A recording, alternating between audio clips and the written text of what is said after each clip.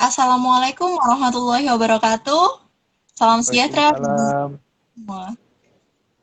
Salam. Om Swastiastu, Namo Buddhaya dan salam kebajikan. Halo Sobat Monef, jumpa lagi dengan saya Sindiatul Mubarokah dalam acara Monef Talk episode 11. Nah, buat Sobat Monef yang belum nonton Monef Talk episode 10, nanti Cindy kirim linknya di kolom chat ya. Nanti kalian bisa lihat di YouTube-nya Monef Studio. Oke? Buat yang pertama kali gabung, Cindy bakalan jelasin dulu ya, apa sih Monef Talk ini? Nah, Monef Talk merupakan bagian dari ekosistem Monef 4.0 yang dibangun oleh Monef Studio. Monef Talk secara khusus dibangun sebagai platform obrolan topik pengawasan monitoring. Nah, di malam ini kita akan membahas tentang Omikron, vaksinasi, dan bagaimana monefnya. Langsung nih bersama pakarnya Bapak Budi Raharjo. Halo, selamat malam. Selamat malam, Mbak. Pak Budi ini selaku senior associate dari Monef Studio. Nah, di malam ini juga ada Mas Dwi Fajar selaku junior associate Monef Studio yang akan menjadi pemantik obrolan kita malam ini. Halo Mas Fajar. Halo teman-teman, ini udah banyak juga yang nongkrong. Oh ya Sobat Monef, jangan lupa ya untuk menyampaikan tanggapan atau pertanyaan di chatroom selama diskusi berlangsung. Oke Sobat Monef, tanpa berpanjang kata, saya persilahkan Mas Fajar untuk memandu obrolan kita ini. Silahkan. Halo teman-teman, selamat malam. Selamat datang di acara Monef Talk dari Monef Studio. Jadi terima kasih juga buat Mbak Cindy untuk perkenalannya. Dan juga di sini udah hadir sama kita Pak Budi Raharjo ya. Nanti kita ngobrol bareng-bareng gitu. Nah ini sebetulnya ngobrol santai aja ya, nggak usah terlalu resmi apa gimana karena di IG juga. Dan topik hari ini kita bakal bahas tentang Om Rikon dan anak nih. Mungkin teman-teman juga di sini atau rekan-rekan udah sering mendengar gitu ya di berita itu bahwa pandemi kita udah masuk ke pandemi jilid 3 gitu. Jadi nggak berakhir-berakhir nih pandeminya ya. Dan beberapa teman saya juga dan beberapa rekan saya juga banyak yang kena nih, makanya sangat mengkhawatirkan juga pandemi jilid 3 ini, apalagi dengan varian yang semakin beragam ya, dari yang varian awal sampai Delta, terus sekarang Omicron, dan katanya bisa Delta dan Omicron ini bisa kawin gitu, jadi bikin varian yang lebih lanjut juga gitu nanti. Mungkin kita bisa ngobrol banyak tentang pandemi ini, tapi pada malam ini kita akan lebih fokus pada anak nih. Kan banyak juga orang tua atau enggak teman-teman yang adik-adiknya di sekolah gitu. Dampaknya pandemi ini terhadap anak dan kebijakan anak itu seperti apa. Nah, kita akan bahas dalam sudut pandang monitoring dan evaluasi. Untuk itu kita bisa ngobrol juga dengan Pak Budi. Mungkin untuk pertama kali nih, karena aku juga baru ini ya, baru baru ketemu juga sama Pak Budi. Boleh diceritain nggak latar belakang, terus kesibukannya apa nih, Pak Budi? Hmm, saya em, lebih kepada community development sebenarnya. Latar belakang saya di sana cukup panjang. Saya bekerja di dua lembaga internasional, satu Care Internasional, yang kedua adalah Save the Children. Gitu. Setelah itu apa berhentilah saya sebagai pegawai, kemudian saya eh, mengikuti hati untuk menjadi apa ya, independent consultant begitu. Jadi saya dapat gelar Simatupang, siang malam tunggu panggilan. Sama dong Pak kayak saya. Gitu. Oke, Jadi sementara ini ya, mm, ya, sementara ini ya itu apa namanya, eh, lebih kepada apa ya, apa kebetulan saya tahun 2003 itu bersama teman-teman membentuk organisasi untuk bencana, namanya Masyarakat Penanggulangan Bencana Indonesia, dan itulah sebenarnya kegiatan saya keluar masuk di sana. Kadang kalau saya tidak sibuk, saya terlibat di sana. Jadi selama berapa tahun ya, hampir 20 tahun ini sudah berkembang dia ini dari yang mungkin cuma satu-satunya, kemudian sekarang menjadi beranak pinak lah, banyak sekali yang terlibat dalam bencana itu. Makin kompleks ya soal bencana ini, apalagi Indonesia juga kan katanya negara bencana gitu ya Pak, karena ada gunung api, ada tsunami, macam-macam dan rawan gitu. Mungkin itu juga perlu jadi edukasi.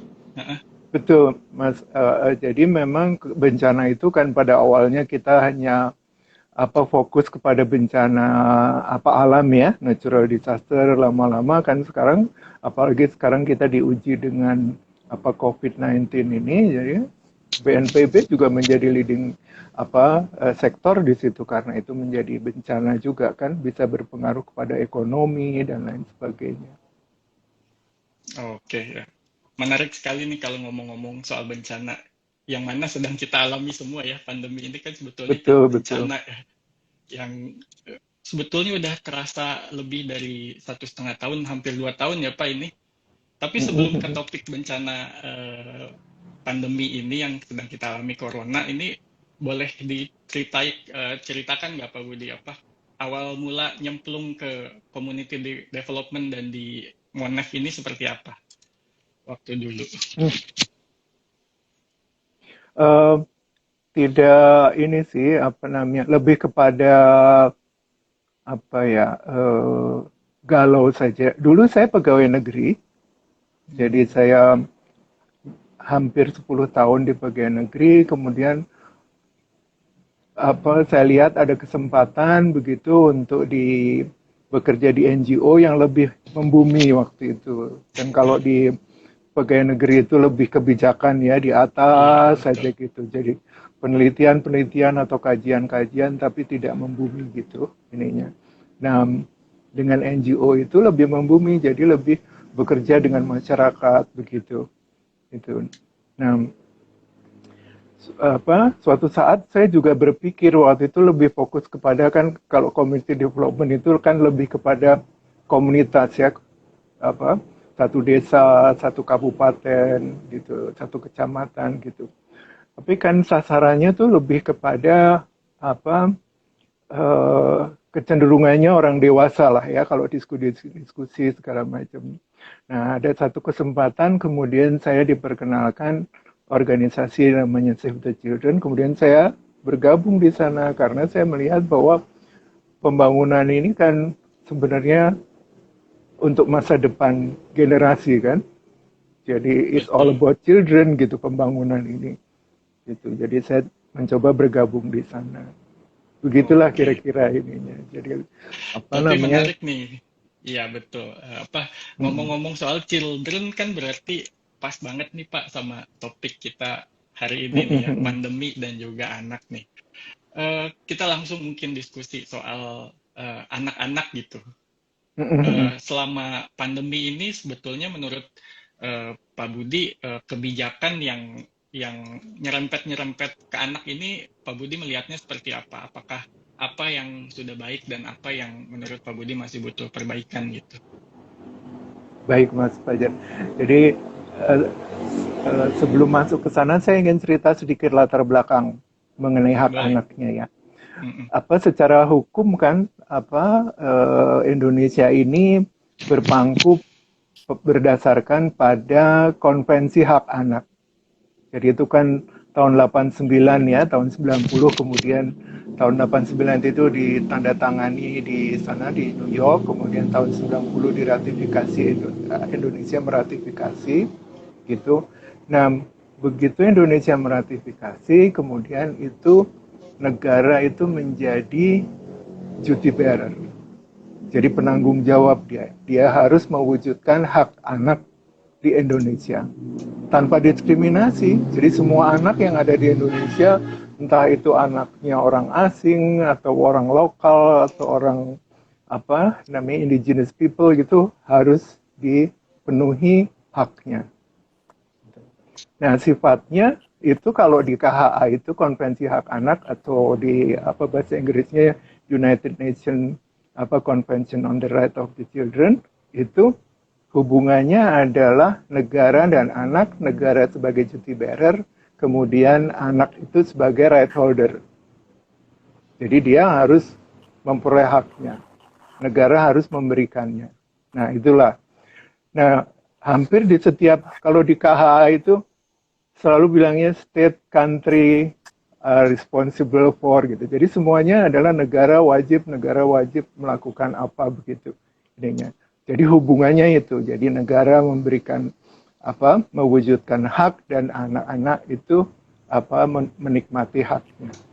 Nah, oleh karena itu kemudian di dalam KHA ini juga dibentuk ada namanya Komite Hak Anak yang berlokasi di Jenewa. Ada 18 orang independen di sana, netral gitu. Dulu ada orang Indonesia, itu adalah Ibu Nafsiah Benboy, itu istri dari mantan gubernur NTT dahulu. Jadi dia ikut di sana, ikut memeriksa laporan-laporan yang dikirim oleh negara, ya, setiap negara. Jadi begitu meratifikasi, aturannya adalah 2 tahun kemudian harus memberikan laporannya. Setelah 2 tahun, kemudian 5 tahun secara reguler. Gitu. Nah, kalau dihitung-hitung tadi sih saya ngitung itu kira-kira nanti tahun 2023 baru akan ada laporan lagi, country report. Tahun 22 atau 23 kira-kira gitulah. Itu akan ada berarti country report. 2018 berarti ya, yang terakhir 2018 gitu. Nah, ada country report itu yang dikirimkan oleh negara kan.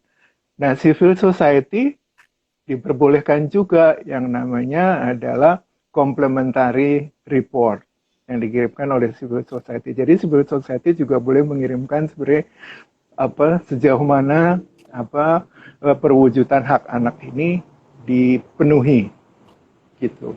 Nah, jadi pemantauannya itu kalau kita melihat negara lebih kepada bagaimana negara ini mewujudkan hak-hak anak kan ya. Nah, apa sih hak anak itu? Hak anak itu kira-kira ada 4 dasar lah. 4 hak anak. Jadi hak untuk hidup, hak untuk tumbuh kembang, hak untuk perlindungan, dan hak untuk berpartisipasi. Jadi 4 dasar itu yang harus dipenuhi. Nah, jadi kalau kita berpikir dengan COVID ini, itu kemudian anak tidak ada tatap muka di sekolah, dia harus di rumah, itu bagian yang harus dipikirkan oleh pemerintah, bagaimana anak-anak itu tetap belajar, karena kan haknya adalah hak hidup dan hak tumbuh kembang kan, gitu. Jadi dia tidak hanya hidup kemudian makan, minum dan lain sebagainya, tetapi juga harus bisa menjadi pandai dan juga menjadi, kalau di Islam, soleh dan solehah lah kira-kira gitu. Itunya. Nah, kita lihat sekarang kemudian apakah itu diwujudkan gitu, upaya itu ya. Ininya. Kalau kita tadi Mas Fajar menggarisbawahi sudah 1,5 tahun atau 2 tahun gitu. Jadi memang relatif baru. Kalau ada kekurangan di sana sini, oke lah gitu ya. Tetapi kalau saya melihatnya, upaya pemerintah ini sudah cukup baik. Walaupun memang pertama-pertama itu sering dilecehkan dulu kan ya, gitu. Selalu pakai kebijakan. Iya kan, dulu kan, kita negara tropical, nggak akan ada berkembang di sini. Tapi ternyata kan terjadi juga gitu. Tapi menurut saya kita sama-sama belajar, pemerintah itu belajar cepat sekali, ada timnya, kemudian sekarang dibangun lagi kebijakan anggarannya dan lain sebagainya. Jadi kalau menurut saya upaya ke arah perwujudan tumbuh kembang anak Bahkan kalau kita melihat upaya untuk menyelamatkan ekonomi dan lain sebagainya, itu dilakukan. Bahwa tidak bisa kan resource itu limited, tetapi masalahnya atau kebutuhannya itu kan selalu lebih besar ya. Jadi pasti ada yang tertinggalkan, ada yang ada yang terpenuhi, ada yang tidak terpenuhi, begitulah.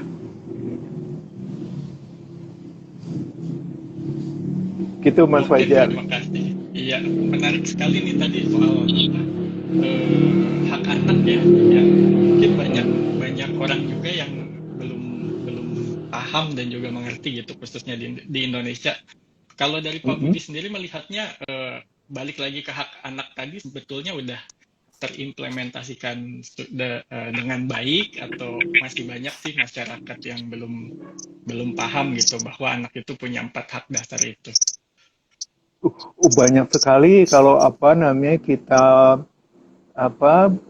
ketemu orang tua, kemudian di daerah-daerah gitu, bahkan di kota pun gitu banyak yang belum tahu hak anak lah gitu kalau menurut saya. Jadi em, saya kembali lagi dulu kepada dasar-dasar hak anak, Mas Fajar.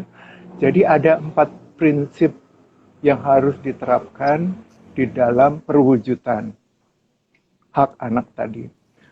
Pertama adalah partisipasi, yang kedua non-diskriminasi, ya, yang ketiga adalah um, the best interest of the children, jadi kepentingan terbaik bagi anak. Nah, yang keempat itu ya tadi adalah hak hidup dan tumbuh kembang tadi. Jadi 3 itu yang akan prinsip-prinsip tadi yang harus diterapkan sehingga perwujudan hak anak tadi terjamin lah, kira-kira gitu.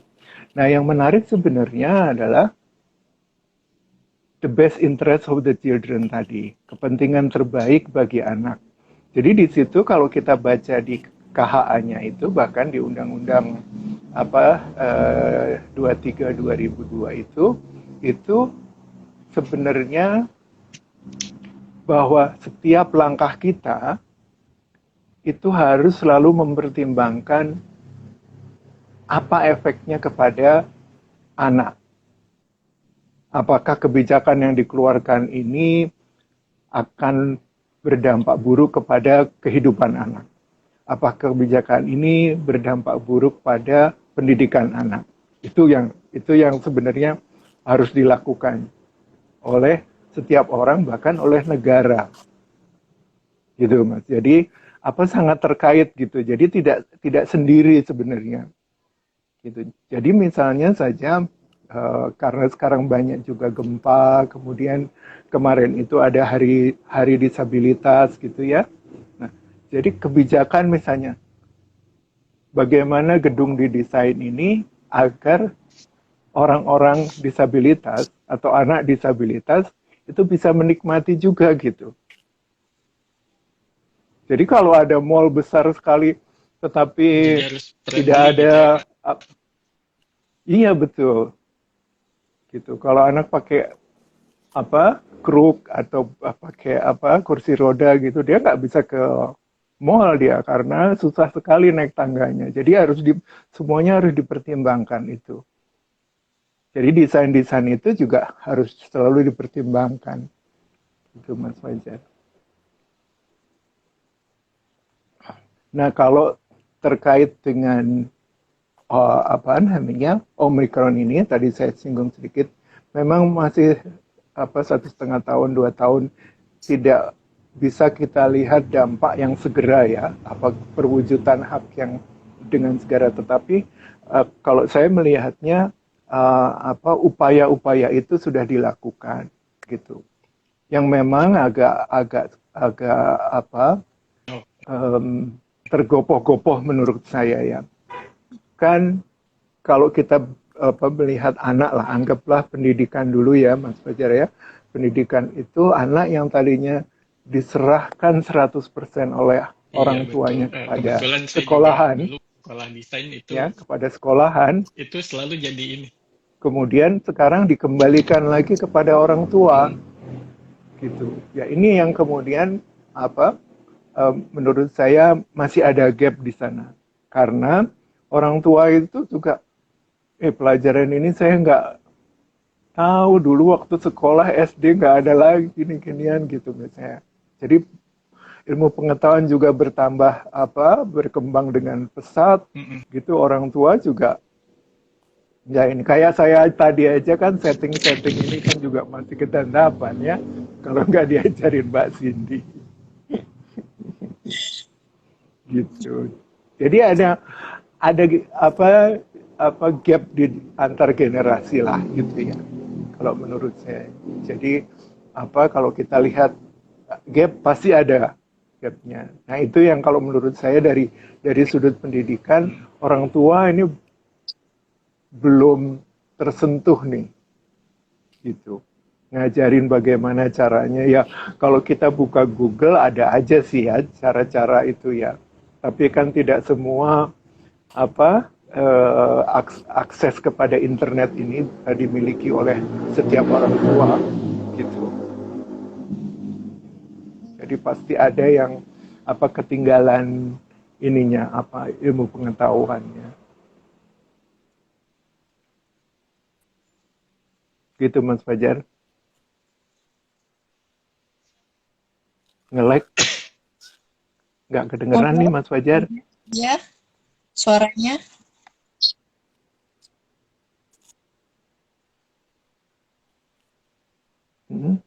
Masih belum terdengar Mas Fajar.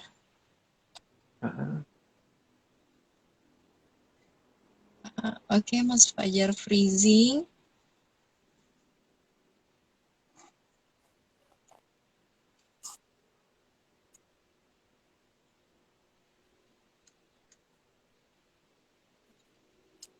Halo?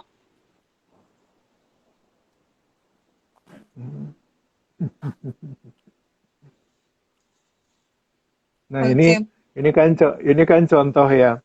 Kita yang punya akses aja masih sulit untuk dapat koneksi yang stabil. Apalagi yang orang-orang gitu. Jadi memang pasti ada aja gapnya. Oke.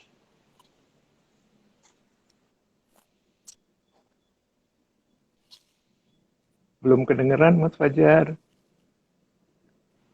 Belum terdengar suaranya Mas Fajar?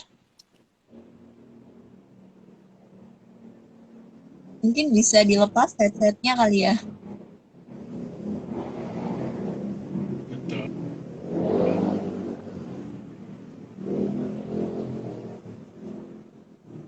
Kasihnya Mas Fajar ini sepertinya ini ya Pak, delay. Oke, Mas Iya, Fajar. delay. Koneksinya kurang baik. Betul. Oke, mungkin dari Pak Iwan ada tanggapan terkait apa yang disampaikan oleh Pak Budi? Ya, terima kasih Pak Budi. Salam Pak Iwan. Menarik penjelasan sangat panjang. Banyak hal atau banyak aspek yang bisa kita lihat dari kebijakan vaksinasi, lebih spesifik vaksinasi untuk anak atau vaksinasi pada anak-anak. Pertama yang ingin saya kritisi mengenai kebijakan vaksinasi itu kaitan dengan undang-undang teknis, yaitu Undang-Undang Praktek Kedokteran, Undang-Undang Nomor 29 Tahun 2004, khususnya pasal 45 yang berbunyi bahwa setiap tindakan medis harus dengan atau warga yang akan disuntik atau divaksin. Jadi tidak hanya anak, tapi orang dewasa juga harus mendapat informasi yang lengkap terkait dengan vaksinasinya, manfaatnya, risikonya, dampaknya, dan lain sebagainya, sehingga kemudian orang yang akan divaksin memberikan persetujuan atau informed consent. Baru kemudian divaksin. Jadi harus ada persetujuan. Karena merupakan bagian dari tindakan medis. Karena memasukkan benda, zat ke dalam tubuh seseorang yang punya dampak terhadap kesehatannya, baik terhadap kekebalan tubuhnya maupun dampak tubuhnya. Nah, demikian pula pada anak, lebih spesifik lagi diatur, harusnya ada pengaturannya lagi, karena anak belum bisa memberikan persetujuan sendiri, karena masih di bawah 17 tahun atau 18 tahun.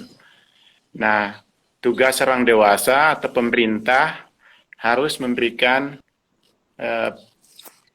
jaminan dalam bentuk informasi dan komunikasi yang tepat kepada masyarakat, dalam hal ini orang tua, anak, untuk mendapatkan persetujuan vaksinasi. Itu yang saya amati selama ini, vaksinasi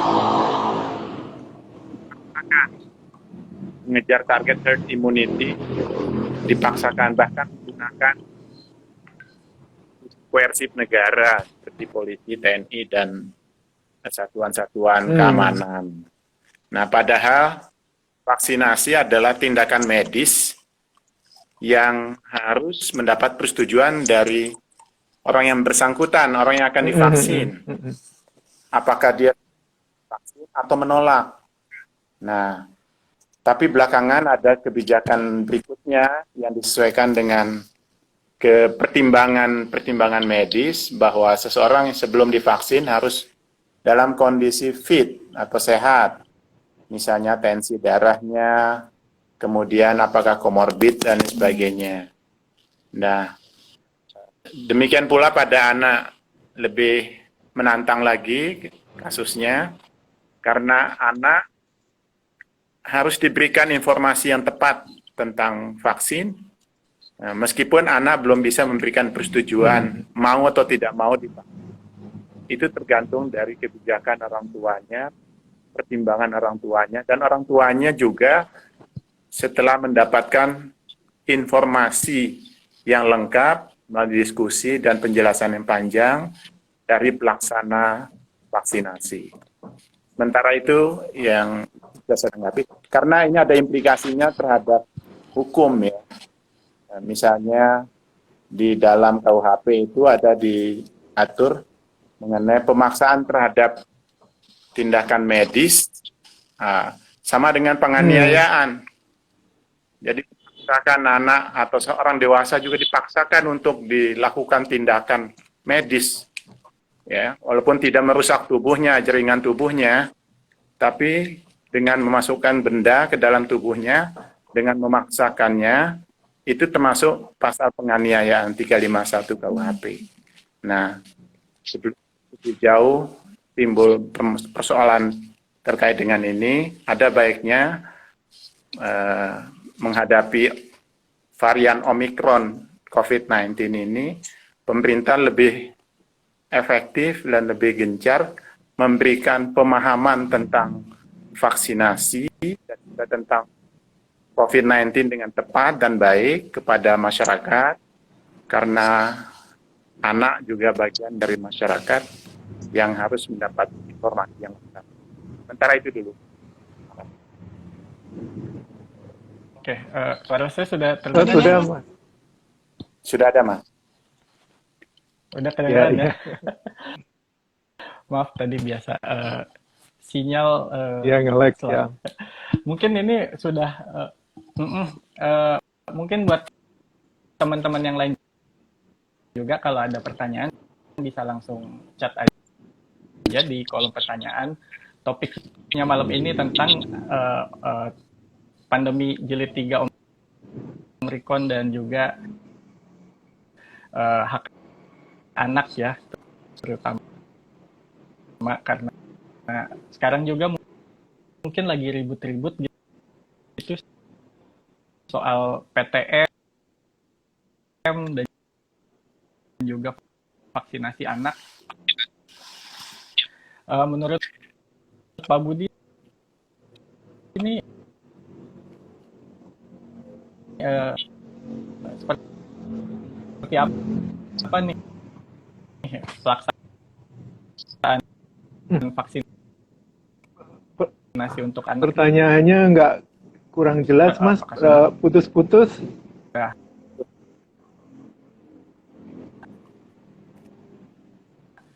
Masih butuh perbaikan yang sangat banyak gitu atau seperti apa?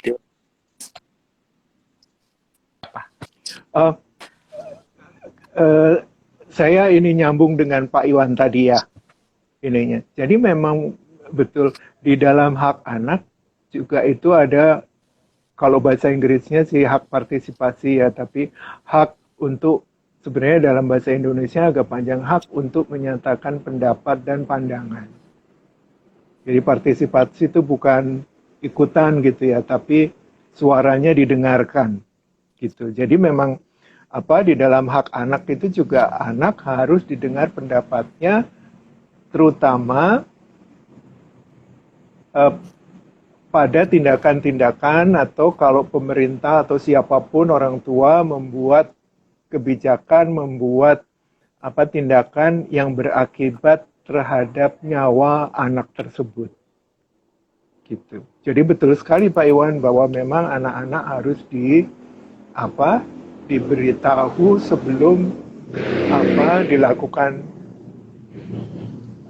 vaksinasi gitu. Jadi saya sepakat sekali gitu. Hanya memang kalau saya melihatnya gini, ada situasi normal, ada situasi emergensi. Ya, situasi normal kalau kita ke dokter misalnya, ini mau dioperasi nih gitu, harus ditanyakan pasiennya, apalagi kalau dia anak-anak, ditanya dahulu orang, Suaraku putus. Ditanya dulu orang tuanya, gitu. Gimana anakmu, harus dioperasi atau tidak, atau harus diberi obat gitu. Itu kan dalam kondisi normal. Nah, dalam kondisi yang luar biasa, bisa saja orang kalau kemudian membuat perkecualian begitu Pak Iwan. Kalau menurut saya ya, gitu.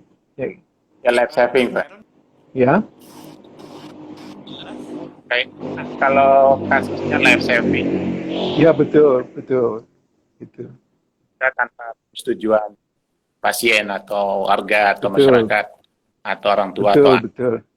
Karena demi penyelamatan. Ya betul, gitu. Nah, tapi pemerintah menggunakan undang-undang karantina kan Pak, di dalam bagian dari vaksinasi itu turunannya daripada undang-undang karantina wilayah. Secara undang-undang 4/1900. Sementara tindakan vaksinasi bersifat lex specialis. Jadi harusnya diatur dengan undang lex specialis atau undang-undang yang teknis. Nah, salah satunya undang-undang praktek. Ya. Karena ada indikasinya kan Pak. Betul. Walaupun tidak bisa dibuktikan seseorang meninggal dunia karena divaksin, mungkin ada komplikasi dengan aspek-aspek lainnya. Tetapi vaksin sendiri sudah jelas memasukkan cairan ke dalam tubuh seseorang. Nah, cairan itu bisa saja berdampak positif, bisa juga berdampak negatif terhadap tubuh atau kesehatan seseorang. Nah, apalagi anak di dalam posisi tidak bisa menolak atau apapun tindakan orang tua atau orang dewasa atau tenaga medis atau pemerintah. Ketika anak dipaksakan untuk divaksin, anak dalam posisi menerima.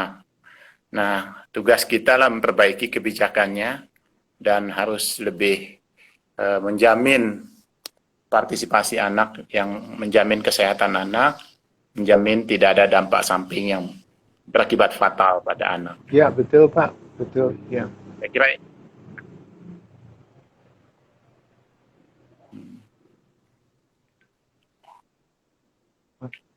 lanjut Mas Fajar. Oke, mohon maaf, sepertinya Mas Fajar delay. Ini saya akan membacakan pertanyaan ya, Pak. Ini ada pertanyaan dari Mas Didin. Bagaimana pertanggungjawaban atau skema vaksinasi anak untuk anak-anak dalam perlindungan khusus, baik di panti asuhan, anak jalanan, atau dari orang tua yang tidak mampu mengasuh anaknya karena sebab dan undokumen agar tetap mendapat haknya untuk vaksin. Nah, gimana tuh Pak kira-kira ya? Pak Iwan mungkin sebagai praktisi bisa nyambung, Pak. Ya, saya kira saya bisa tambah sedikit Pak Budi. Jadi anak yang dalam perlindungan khusus maupun anak dalam pengertian yang umum sama-sama harus mendapatkan informasi yang lengkap tentang vaksinasi itu sendiri, kebijakan vaksinasi dengan bahasa anak-anak, bahasa yang mudah dimengerti anak-anak, yang bisa difahami anak-anak dengan melibatkan orang tuanya atau pengasuhnya, pendampingnya, sehingga anak bisa menerima untuk divaksin atau menolak. Jadi hak anak untuk menerima dan hak anak untuk menolak. Dengan demikian, pelaksanaan kebijakan itu sendiri tidak melanggar undang-undang atau tidak melanggar ketentuan peraturan perundang-undangan yang diatur dan disepakati bersama, terutama undang-undang teknis.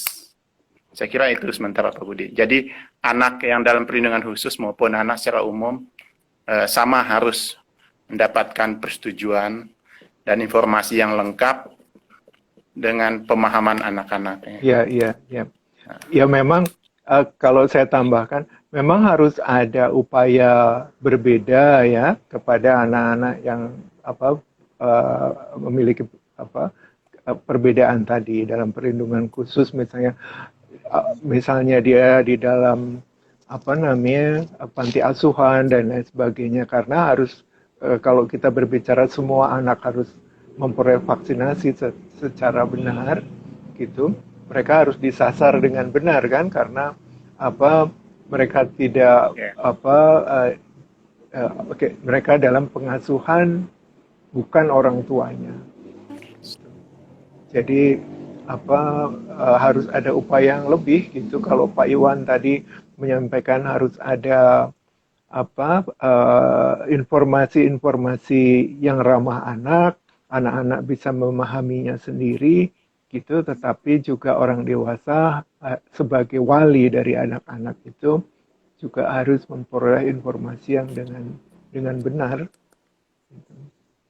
Nah, saya sebenarnya kalau itu, apakah informasi-informasi, pertanyaannya sekarang adalah apakah informasi-informasi yang beredar sekarang belum mencukupi? Kalau saya melihatnya pada awal memandangnya pada awal pandemi itu banyak sekali seliweran informasi yang kita kadang-kadang kalau kita buka WA, kita buka Google itu apa aja masuk di sana, bahkan sampai berita-berita hoax segala macam kan ya. Tapi kalau sekarang menurut saya sudah lebih tertata, orang bisa masuk kepada pedulilindungi.com itu segala macam. Jadi menurut saya ada perbaikan-perbaikan yang dilakukan oleh pihak yang berwajib gitu. Bahkan kalau kita melihat di podcast itu banyak sekali yang juga membantu sebenarnya tugas-tugas dari negara atau pemerintah untuk memberikan informasi yang lebih baik. Bahkan kalau ada kekurangan itu bisa dikoreksi oleh mereka. Jadi pakar-pakar atau praktisi-praktisi seperti Pak Iwan ini yang juga sangat membantu sekali. Saling melengkapi, Ya, Pak. Betul. Tapi memang ini Pak, kalau saya mengambil contoh di kampung saya saja ya, di kecamatan saya ini. Jadi digilir gitu Pak. Jadi informasi itu digilir, disampaikan kepada kepala desanya, kemudian kepada ketua RW, ketua RT gitu, yang kemudian mereka akan diundang untuk vaksinasi setiap RW atau setiap RT gitu. Tapi saya juga melihat ada juga upaya misalnya dari kecamatan itu berkeliling pakai mobil keliling itu menyampaikan ayo ada Halo. vaksinasi di kecamatan datanglah gitu dan sebagainya. Jadi saya lihat sudah mulai belajar menurut saya tertata gitu. Lagi-lagi kalau kemudian seperti yang saya sampaikan di awal tadi bahwa masih ada gap gitu, pasti ada. Mungkin juga dilihat oleh Pak Iwan, informasi yang ramah anak mungkin belum banyak, ya, karena tidak mudah kan membuat informasi yang ramah anak itu, artinya mudah dicerna oleh anak-anak.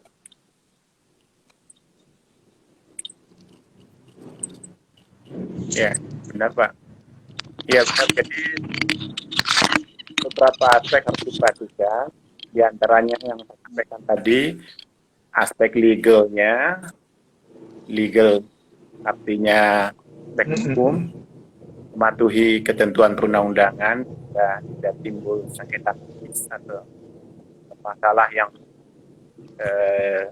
meresahkan masyarakat, hal fatal, misalnya warga atau anak yang meninggal akibat vaksin. Nah, kalau telah diawali dengan informasi yang lengkap dan tepat, maka dapat diantisipasi implikasi-implikasi termasuk kemungkinan meninggal dunia. Betul. Nah, baru aspek berikutnya, gimana disampaikan Pak Budi, akses anak untuk mendapatkan vaksin dengan baik.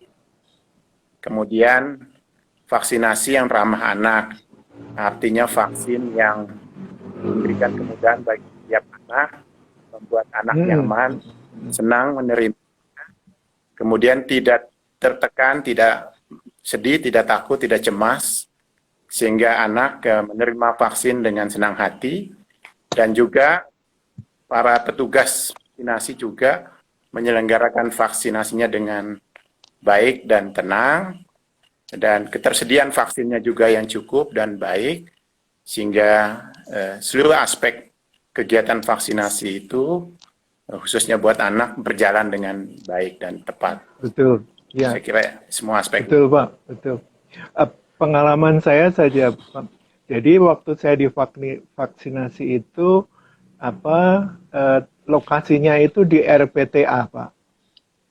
Nah di RPTA itu kan cukup luas ya tempatnya, ada tempat bermain dan lain sebagainya. Jadi saya melihatnya waktu itu belum anak-anak, tapi ada ibu-ibu yang mengajak anaknya, jadi dia bisa sambil mengasuh di sana. Dan saya kira kalau diterapkan itu bagi anak-anak akan baik sekali sehingga tidak terkesan seperti kan kalau saya lihat sekarang yang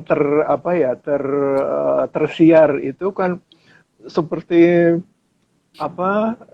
berbaris begitu ya, layaknya menakutkan gitu ya, tapi tidak ada tempat-tempat untuk yang rileks gitu ininya. Jadi memang nggak mudah sih Pak, kan misalnya kan how to communicate with children. Jadi kalau anak-anak diajak sebelum disuntik diajak ngobrol dan lain sebagainya, itu kan seringkali kan membutuhkan kesabaran dari siapa yang menyuntik gitu kan ya, karena semua yang menyuntik itu belum tentu dokter anak kan yang tahu bagaimana menangani anak dengan baik kan gitu, berkomunikasi dengan anak gitu. Jadi saya kira pasti ada kekurangannya karena memang ini menurut saya situasi emergency gitu.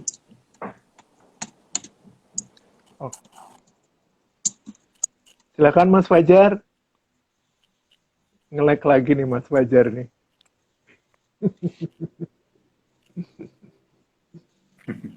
Nah, betul sekali nih tebakannya Pak Budi ya. Stabil. Jadi Proses sudah terlihat jelas.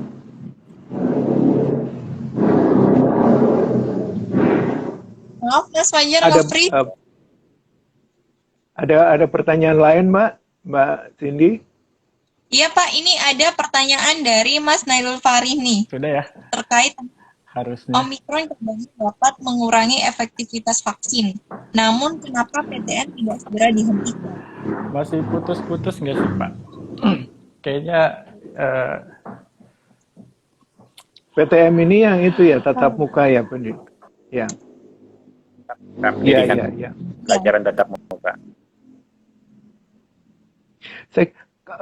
Misalnya kayak Jakarta gitu, kalau menurut saya sudah dilakukan ya dari 100% katanya sekarang jadi 50% gitu. Bisa jadi nanti kalau makin ini bisa dihentikan juga gitu ya, apa namanya. Memang kan kalau kita kenapa nggak dihentikan lah, menurut saya tidak bisa mewakili pemerintah dalam hal ini karena mereka punya kebijakan sendiri kan ya ininya. Menurut saya gitu, Mas Nailul.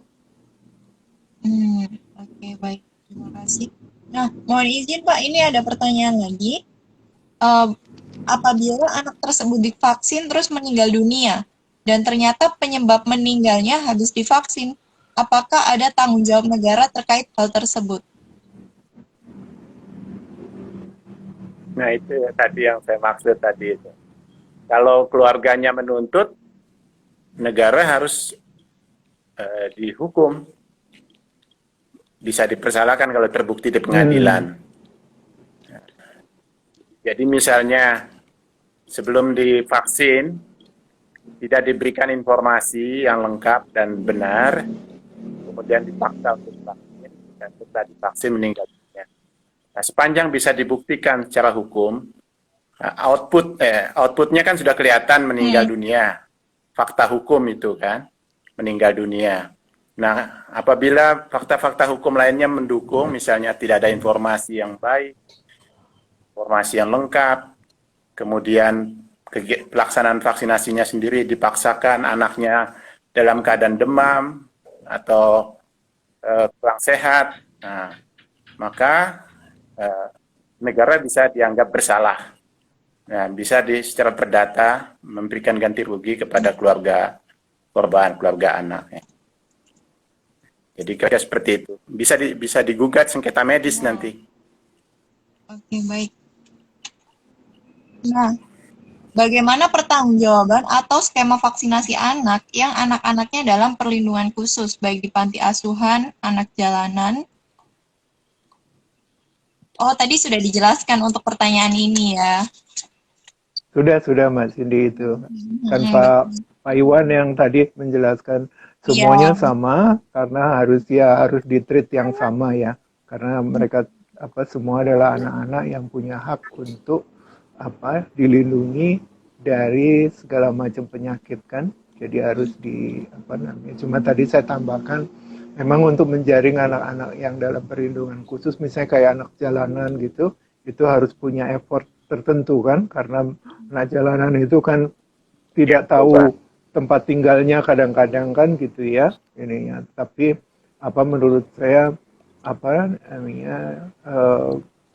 bisa juga dicari dari masyarakat di mana mereka biasanya mangkal dan lain sebagainya. Itu yang saya katakan memang harus ada effort lebih, karena kalau misalnya kita bandingkan dengan anak sekolah, kan anak sekolah gampang ya, kira-kira pada di sekolah, kemudian diberi penjelasan di sekolah, kemudian juga dilakukan vaksinasinya di sekolahan. Kalau anak jalanan kan makanya memang harus perlu effort khusus gitu. Ya, anak dalam kondisi rentan. Betul. Ya, dan itu ada lagi yang lebih menantang, Pak. Misalnya anak yang sedang berhadapan dengan hukum, ABH.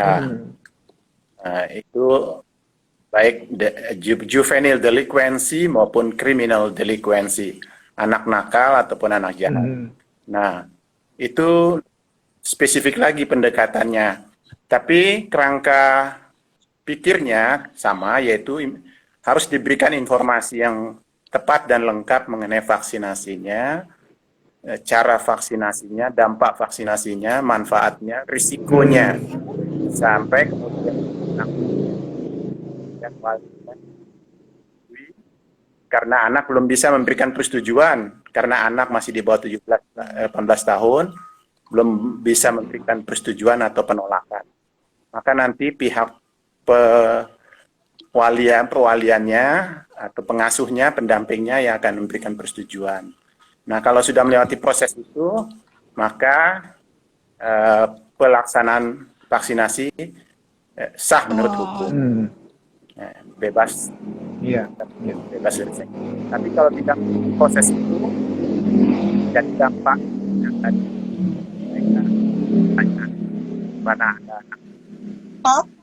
Kecil banget Itu bisa suaranya. terjadi sengketa medis. Bisa menimbulkan sengketa medis.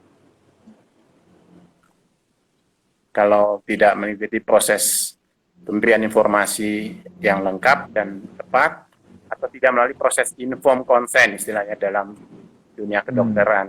Informed consent itu tujuan tindakan medis sebelum tindakan medis dilakukan oleh tenaga medis, baik dokter maupun para medis. Nah, vaksinasi merupakan salah satu bentuk tindakan medis karena memasukkan zat cairan ke dalam tubuh pasien. Yang paling ringan ya. Memang ada yang berat, pasti tadi yang Pak Budi bilang, ada yang lebih berat. Jadi tindakan medis itu macam-macam, termasuk ada perluasan dari tindakan medis. Dampak dari suatu tindakan yang mana diambil tindakan berikutnya dan lain sebagainya. Semua juga harus melalui informed consent, persetujuan dari pasien dalam keadaan sadar. Nah, kalau life saving atau emergency memang pengecualian, Pak. Betul. Jadi bisa dilakukan tindakan tujuan karena pasien dalam keadaan tidak sadar, life saving. Nah, kita diskusikan ini adalah vaksinasi, di mana kegiatan vaksinasinya dilakukan kepada masyarakat atau pasien atau anak yang dalam keadaan sadar, dalam keadaan normal. Jadi harus melalui informed consent yang tepat.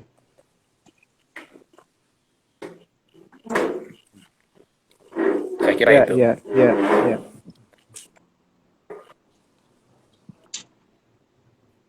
Oke. Nah, ini ada pertanyaan lanjutan, Pak, dari Mas Caidar. Mohon pencerahannya, kalau seumpamanya negara dalam sengketa medis tidak melakukan kewajibannya bagaimana ya?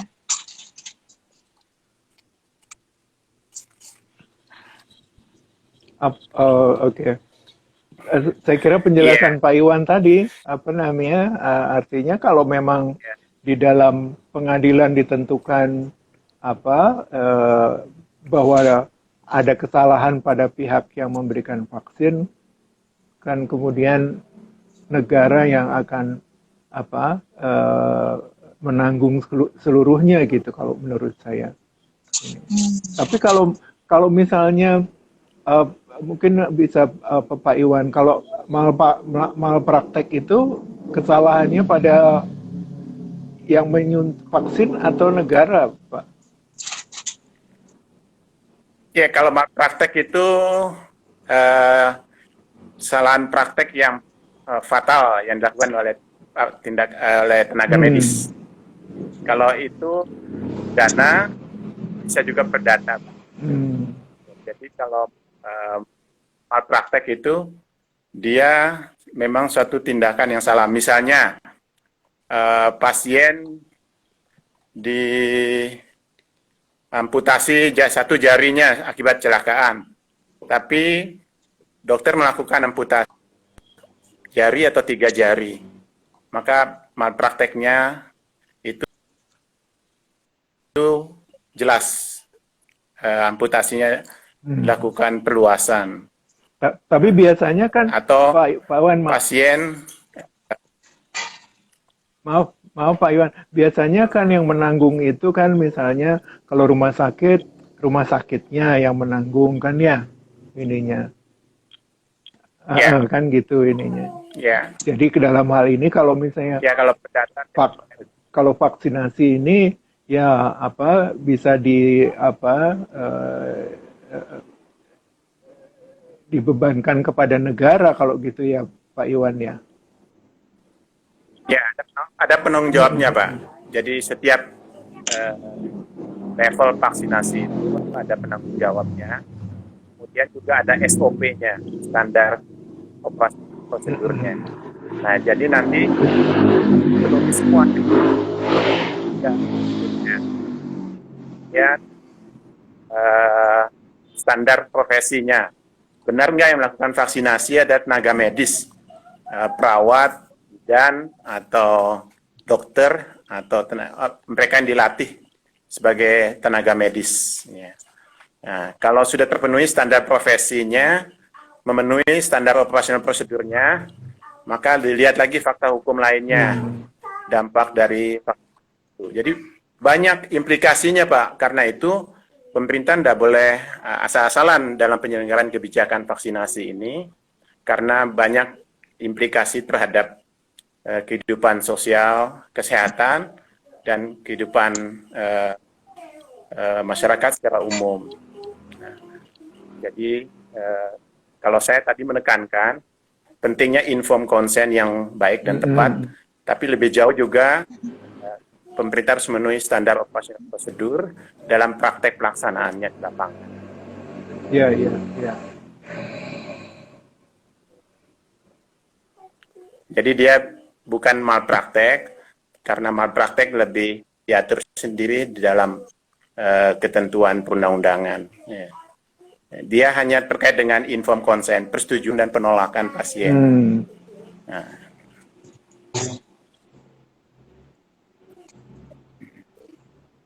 Saya kira itu, Pak. Ya, ya. Ada lagi, Mbak Cindy, pertanyaan lain? Ya. Mas Fajar, silakan. Oke, mungkin kita bisa Ya, putus-putus lagi nih Mas Fajar. beberapa pertanyaan ini. Nah, Neta. Mungkin. Oke. Putus nggak suaranya? Masih Mas Fajar. Putus nyambung. Semoga enggak ya. Nah, ini Pak ada pertanyaan, ada tanggapan mungkin bukan pertanyaan tentang hak anak untuk mendapatkan pendidikan. Iya, Mas Fajar sinyalnya jelek nih.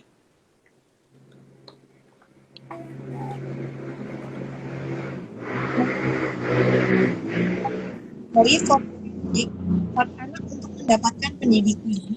Saya lihat beauty barrier-nya belum siap dengan pembelajaran jarak jauh. Sebagai orang tua, saya memindahkan anak saya ke sekolah yang siap blending learning. Nah, gimana nih Pak tanggapannya? Pak Budi, silakan. Ya, makasih Pak Iwan. Sebenarnya ini seperti tadi awal saya katakan, tidak mudah gitu ya mengganti yang tadinya tatap muka kemudian jadi pembelajaran jarak jauh e-learning gitu. Nah, karena untuk e-learning ini pembelajaran jarak jauh ini kan modulnya harus disiapkan. Membuat modul itu nggak mudah gitu ya, apalagi yang harus bisa dipakai di seluruh Indonesia gitu. Apalagi kalau kita lihat lagi perbedaan-perbedaan budaya gitu, misalnya nanti ada istilahnya muatan lokal dan lain sebagainya gitu. Jadi memang menurut saya bahwa kalau sekarang masih ada kelemahan di dalam pembelajaran jarak jauh, saya kira wajar saja. Tapi saya melihat lagi-lagi Kementerian Pendidikan dan Kebudayaan dan sekarang perguruan tinggi itu sudah mulai membuat program-program jarak jauh. Dan menurut saya ini sudah dilihat oleh Pak Menterinya karena mengikuti sekarang adalah community 4.0 atau 5.0 begitulah. Oh, Yang semuanya ya bergantung pada internet betul. gitu. Ya, jadi saya kira ini akan mengarah ke sana. Mungkin nanti sekolahan itu juga barangkali 50% ketemu, 50% enggak, seperti kayak UT ya, Universitas Terbuka. Gitu. Itu jadi kalau kita lihat persiapannya itu panjang sekali, lama sekali gitu. Jadi tidak mudah ini membuat material untuk pembelajaran jarak jauh. Dan ada memang sekolah-sekolah yang langsung melakukan itu karena dilakukan sendiri oleh guru-guru atau dengan bimbingan kepala sekolahnya begitu, yang membuat modul-modul pembelajaran jarak jauhnya lebih baik gitu. Jadi sepertinya kemudian mereka menjadi lebih siap dibandingkan sekolah lain. Baik, ini untuk yang terakhir ya Pak, menutup diskusi. Nah, seperti apa proyeksi pandemi ke depannya, terutama bagi anak-anak? Apakah pandemi ini akan segera berakhir?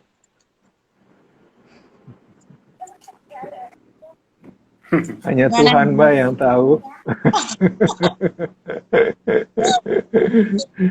Saya kira semua mencoba, kalau menurut saya semua mencoba untuk menyegerakan. Oleh karena itu kita menjadi khawatir, tadi kan seperti Pak Iwan tadi katakan, misalnya pemerintah menggunakan undang-undang karantina ya Pak ya, sehingga seperti ini emergency begitu ininya. Jadi agar bisa ditangani dengan segera gitu. Kemudian Pak Iwan tadi juga menyoroti seperti dilakukan dengan tergesa-gesa dan semuanya harus dapat vaksin dan kemudian terjadi herd community imunitas gitu ini. Jadi memang menurut saya nggak sebentar ini. Bahkan pengalaman yang dahulu pun kan sampai 5 tahun, 10 tahun ya. Oke, bakalan berlanjut sampai beberapa tahun ke depan ya Pak? Betul. Jadi indikatornya Mbak, kalau menurut ilmu epidemiologi, setelah pandemi itu menjadi endemik. Kalau sudah menjadi endemik, maka dia dianggap sama kayak flu biasa, kayak virus biasa yang sudah ada kekebalan di dalam tubuh kita untuk menangkalnya. Karena herd immunity. Nah, tapi untuk kategori varian daripada COVID-19-nya sendiri, kita belum tahu karena dia terus berubah sambil diuji di dalam tubuh manusia, daya tahan, daya lenting tubuh kita. Nanti setelah secara epidemiologi terbukti dari pandemi ke epidemi, misalnya tersebar banyak, terjangkiti banyak, tapi tidak ada yang meninggal karena sudah kebal, maka itu indikasi sudah mengalami endemik, sudah endemik, jadi sudah endemik, jadi sudah jinak dia, virusnya sudah jinak, sudah saling mengenal dengan kekebalan tubuh kita. Itu secara penjelasan epidemiologi. Tapi tetap yang paling penting adalah pertama kita utamakan keselamatan dulu, terutama bagi anak-anak. Ya, jadi soal pembelajaran itu bisa mengembangkan kreativitas seperti sekolah-sekolah. Baik. Ketaraan dan lain sebagainya.